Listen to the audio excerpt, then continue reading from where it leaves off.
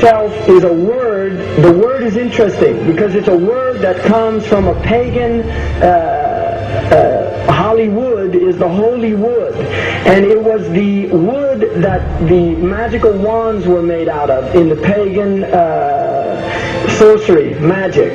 And these wands were believed that the sorcerers that possessed them could put people into trances and control them. This is part of, this is symbolic, but it's also important to understand that part of what Hollywood literally does is it puts people into trances. It's a dream state. They call it the dream machine in the United States.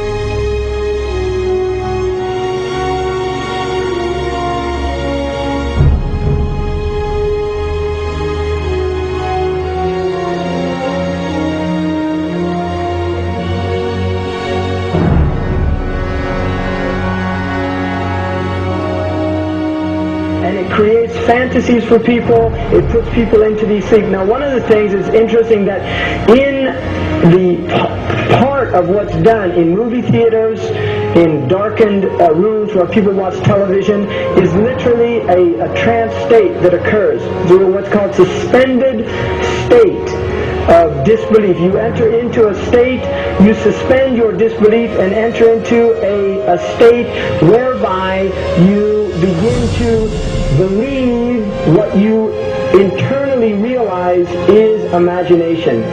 It's falsehood. Films are magic. It's just magic. You go and you watch these things and people get caught up in them. People cry during films. All this catharsis that takes place in these things.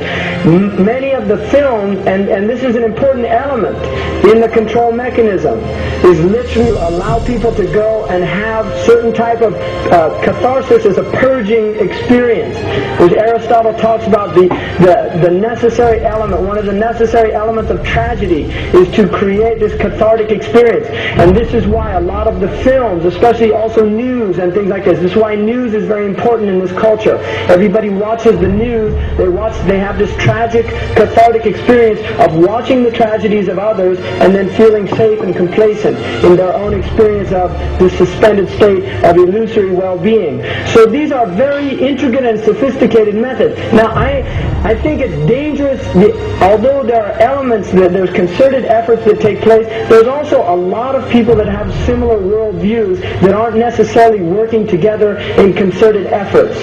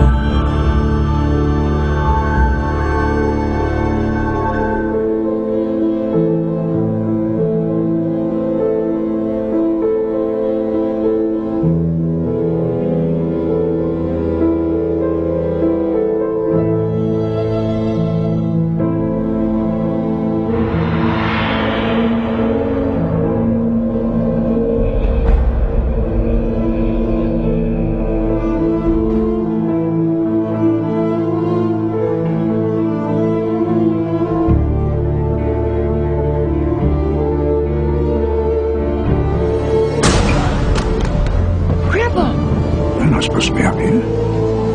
Looking at that? I just wanted to know. No. You're old enough, I suppose. You should know the story.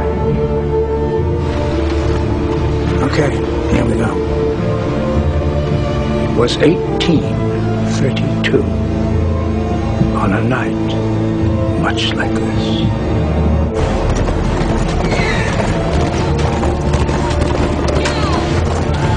Charles Carroll was the last surviving signer of the Declaration of Independence.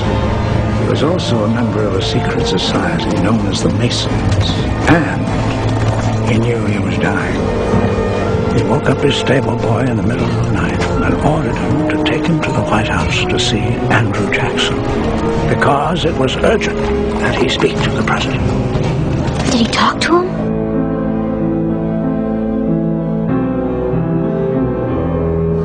No, he never got the chance. The president wasn't there that night. But Charles Carroll had a secret. So he took into his confidence the one person he could. My grandfather's grandfather, Thomas Gates. What was the secret? A treasure. A treasure beyond all imagining.